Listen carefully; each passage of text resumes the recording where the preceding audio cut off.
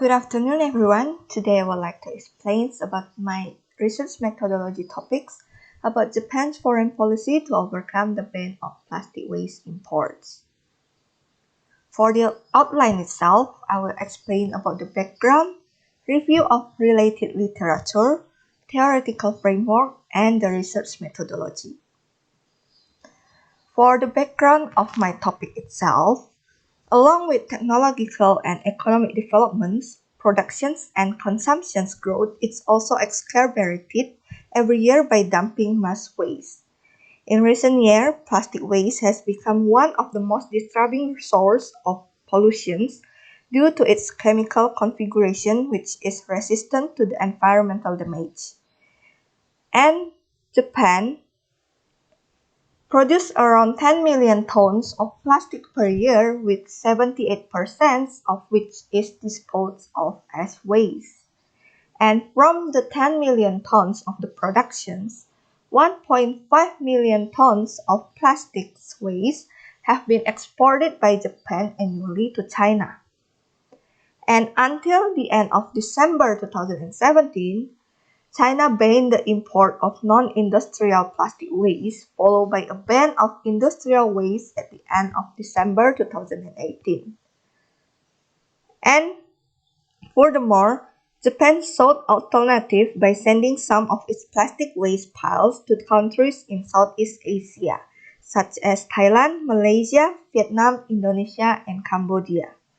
However, following China's lead, a number of Southeast Asian countries also began to imposing strict restrictions on waste imports in early July 2019. And the research questions for my topic is the further actions of Japan to respond to the plastic problems, which is starting to be seen as a threat on a global scale. My independent variable is about Japan's environmental foreign policies. Japan's environmental foreign policies, like any other foreign policies, develop from interrelated domestic and international factors. From the international factors, Japanese environmental diplomacy was first triggered in the early 1970s based on two international events, namely from the 1972 Rome Club Project Report and the 1972 Stockholm United Nations Conference, which brought the crisis of the international environmental destructions to the attention of Japanese policymakers. And from the domestic factors itself is during of the rapid economic growth, especially throughout the 1960s and up to the first half of the 1970s, which Japan experienced several industrial pollutions known as kogai in Japan. And the global environmental conservation of the Japanese Ministerial Council is aimed at participating in the formulations of an international framework, expanding official development assistance, pursuing technology transfer, promoting global environmental protections, and to ensure that economic activity is carried out in a way that is less burdensome to the environment. And Japan is now trying to promote quality infrastructure investment by working with countries and international institutions that aim to achieve the sustainable development in order to increase connectivity in the Southeast Asian region. And for the dependent variable is about global environmental sustainability. Japan intends to lead the promotion of SDG in the international community by building on its strengths in traditional wisdom, cutting-edge technology, informations, and belief to demonstrate how to realize a rich and bright future amid globalizations and aging populations. And Japan provided assistance to key technologies and modern infrastructure to its neighbors in Asia for a rapid catch-up growth. And based on Mao, Koide, and Akenji in 2019, Japan's widespread adoption of these sustainable tools in the future will not only improve relevant policies and plans, but also induce normative change that will shift the lifestyle and mindsets of its citizens. And for the independent and dependent variable, I will take about the Sustainable Development Goals. Japan used its membership involvement in the renowned regional and global groups of ASEAN, G7, and G20 to promote attention to issues critical to global sustainable development.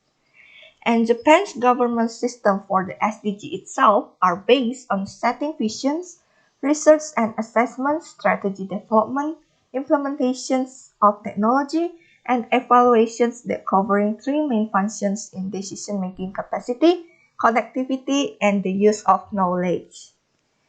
And Japan's main policy on plastic waste management is based on SDG number 12, which several waste reduction targets will include by encouraging change in customer behavior and lifestyles, building new business models that do not rely on single-use plastics, increasing collaborations with cities in Asia that related to 3R initiatives, and marine plastic issues. This is the conceptual diagram of my research methodology topic with the IVs of Japan's environmental foreign policies, and the DV is about global environmental sustainability and relationship between it, our local partnership cooperations, and international organizations. The conceptual definitions of IV will take place of foreign policies, which is the ideas and official actions that planned by policymakers of a sovereign state to solve a problem on for some changing conditions outside the limits of their territorial sovereignty by Hosty 1983. The foreign policy of each country is influenced by two determining factors, namely international or external and domestic or internal factors, as I have said earlier. And in my topic will be detailed into the environmental foreign policy, which is international negotiations that deal with environmental degradations and pollution issues globally. The origins of Japan's environmental foreign policy in the sense of striving to win the many battles of pollution reductions for the welfare and prosperity of the Japanese economy back during the Industrial Revolution of the 1960s. And the operational definitions of Japan's environmental foreign policy is based on three initiatives of policies. The first is 3R policies, which is reduce, reuse, and recycle policies, which over the years, conventional waste management has shifted to a more modern one. Reliance on a single choice of the landfill has shifted to a more flexible concept of the waste hierarchy. This complex policy challenges for the government access to manage waste generations, especially when funding is scarce and infrastructure is limited.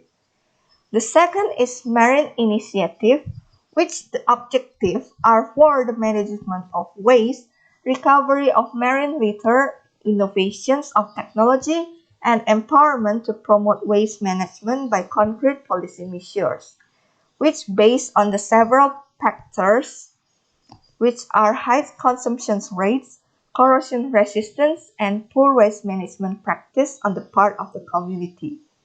The last one is Official Development Assistance, or ODA.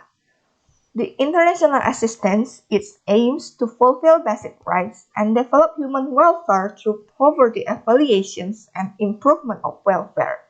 It consists of physical goods, skill, technical or financial loans from rich countries to poor countries.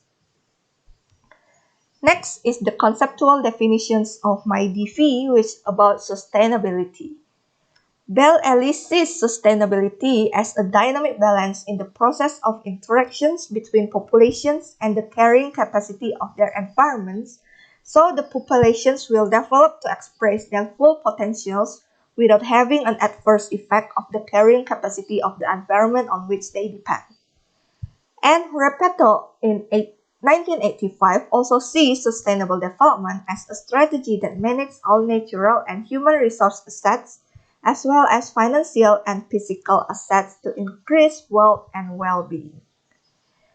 And I will be detailed more about the environmental sustainability which according to Taylor in 2016, sustainable development rests on three conceptual pillars, namely economic growth, environmental protections, and social equality.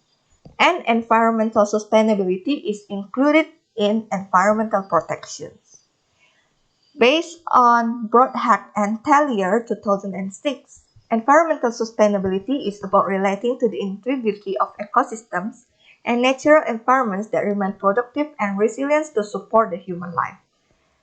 This requires that nature can be used sustainability as a source of economic input and as a landfill. And based on Diesendorf and Evers in 2000 and 2018, natural resources must be harvested no faster than regenerating, while waste must be removed no faster than the environment can assimilate.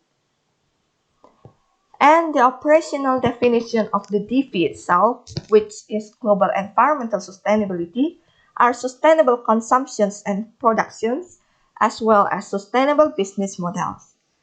The first, sustainable consumptions and productions, or SCP, is about the use of related services and products that respond to the basic needs, but also bring about a better quality of life by minimizing the use of natural resources and toxic materials, as well as waste emissions and pollutants, so as not to endanger the needs of the next generation.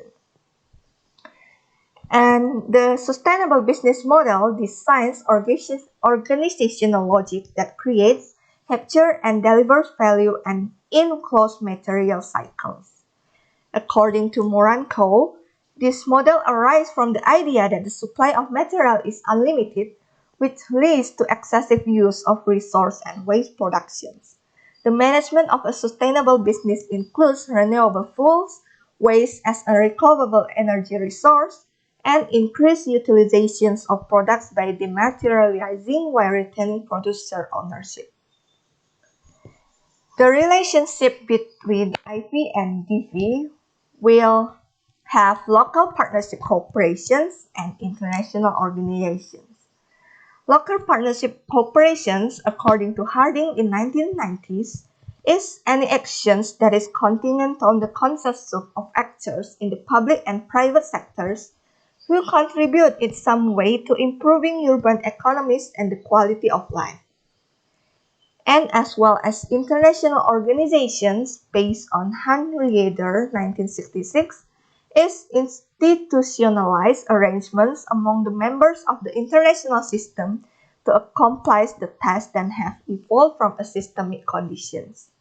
For the local partnership corporations, Japan will take a regional waste management corporations between the government, private, and government-private sectors.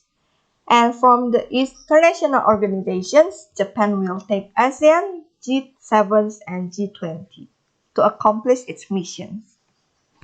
And the research method that I will use is qualitative methods, which qualitative methods allow us to better understand the experience of proponents and others, and also allow us to explore in detail how decisions are made and how interventions can transform to actions.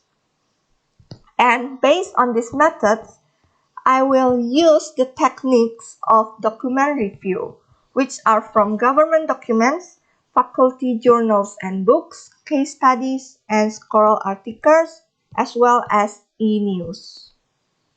That's all about my presentations. Thank you.